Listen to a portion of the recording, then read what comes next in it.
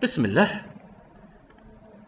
Notre objectif, c'est de réaliser des cartes professionnelles pour un client ou des badges pour un client. Dans un premier temps, nous avons considéré que les badges ne figurent pas avec des photos. Donc on va faire les photos dans une étape à part, dans la deuxième étape. Pour cette première étape, nous allons voir comment réaliser le travail avec le texte seulement. Alors, notre client nous a ramené un fichier Excel. Alors, dans le fichier Excel, nous avons un certain nombre d'informations. Nous avons les noms, les prénoms, les fonctions, le numéro de téléphone et bien sûr le mail. Ce qu'on va faire, c'est dans un premier temps réaliser donc sur InDesign ces badges et ensuite voir comment faire un travail automatique pour reprendre ces informations donc d'une façon automatique sur InDesign. Donc au lieu bien sûr de faire du copier-coller, parce que la méthode classique ce sera de faire du copier-coller à partir de l'Excel vers InDesign. Alors nous avons dit donc dans un premier temps on va réaliser notre badge, ok, donc fichier, nouveau document sur InDesign. Ça sera du 100 mm sur 60. Ok. Je vais faire des marges de 5 mm et on n'a pas besoin de vis-à-vis. Ok. Alors, maintenant, on peut faire bien sûr n'importe quelle conception. C'est à vous de voir. Moi, dans un premier temps, je vais choisir bien sûr des polices, nom, prénom. Nous avons aussi quoi? Je vais voir avec le fichier Excel.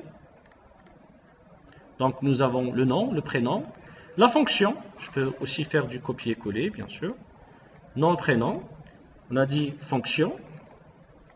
Nous avons le téléphone et le mail. Alors téléphone, et le mail. Ok. Pour le téléphone et le mail, nous n'avons pas autre chose. Ok. Pour le téléphone et le mail, on peut les faire séparément. Donc dans la partie basse. Ok, comme ça. Et maintenant, on peut choisir des polices de caractère. Je peux donner par exemple du Myriad Pro. Okay, ou du Clavica. C'est une belle police, Clavica. Donc, la fonction. Le nom et prénom, ça va être du light. Ok. La fonction, ça va être du bold. Ok, ça marche.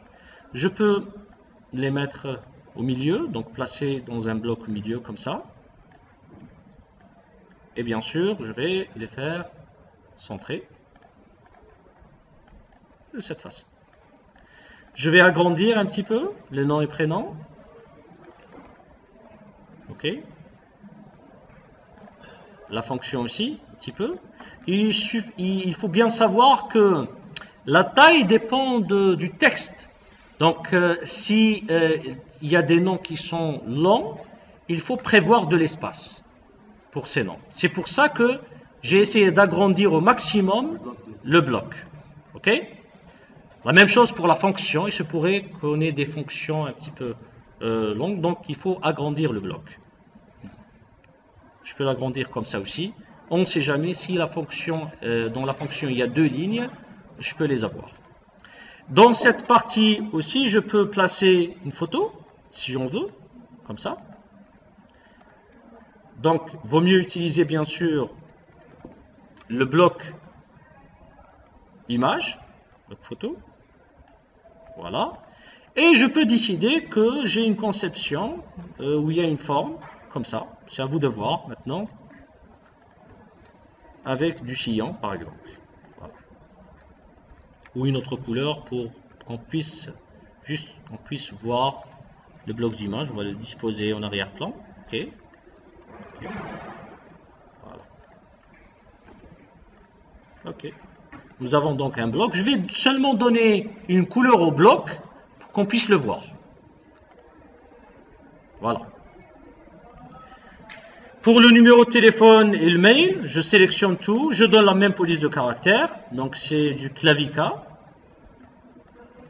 et je vais réduire, ok, comme ça, 10,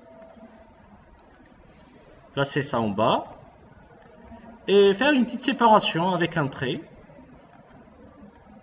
de cette façon, bien sûr donner un contour de 0,5, voilà. Je clique, j'appuie plutôt sur W, clavier, pour permettre de voir l'aperçu. On va supposer que c'est ça notre travail. Donc c'est ça notre badge. J'agrandis juste un petit peu la photo.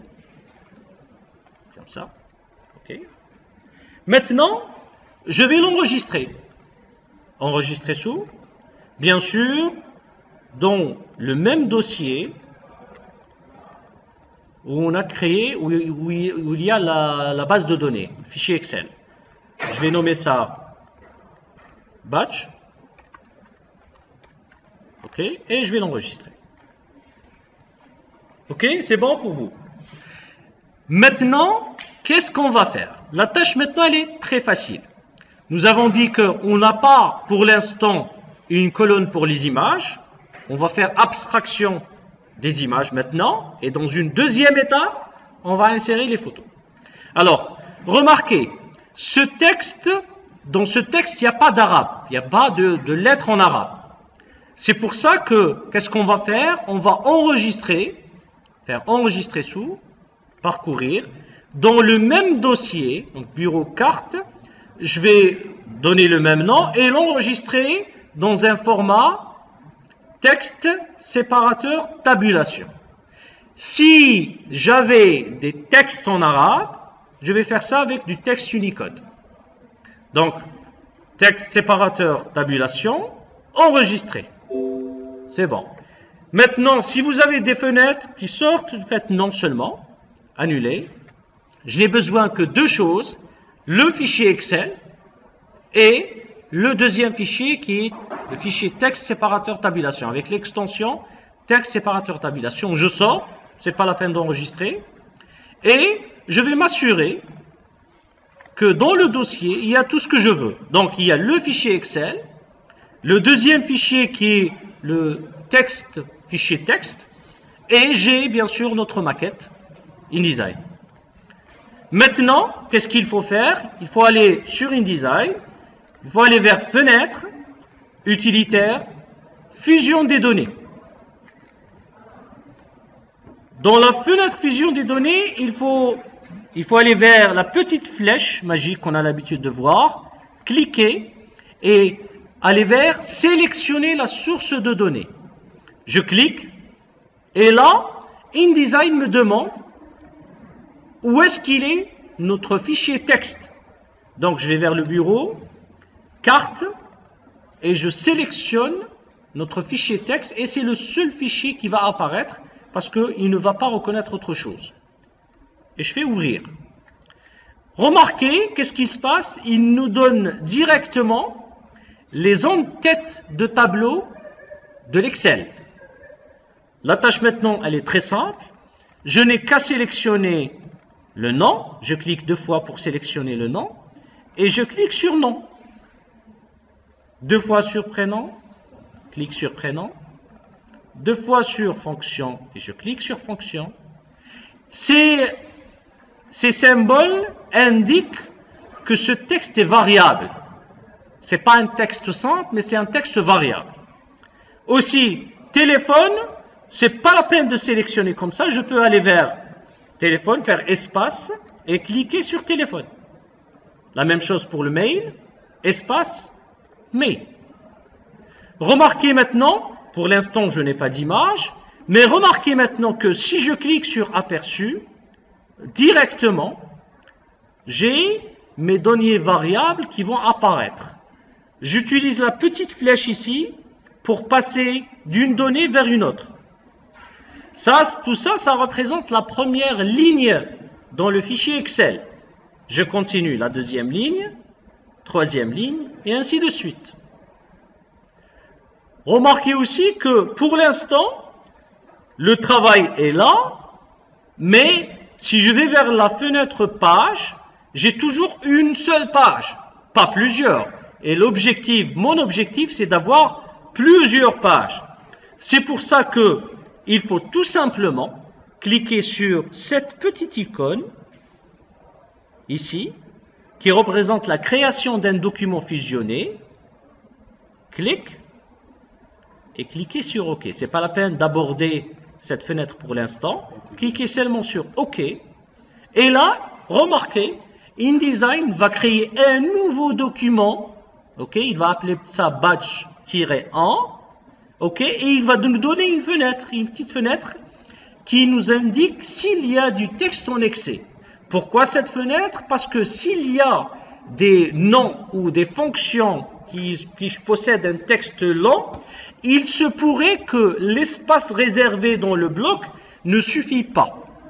C'est pour ça que InDesign, il va vérifier pour nous s'il y a du texte en excès ou pas. Pour l'instant, pour ce travail, il n'y en a pas, donc c'est bien. Tant mieux pour nous.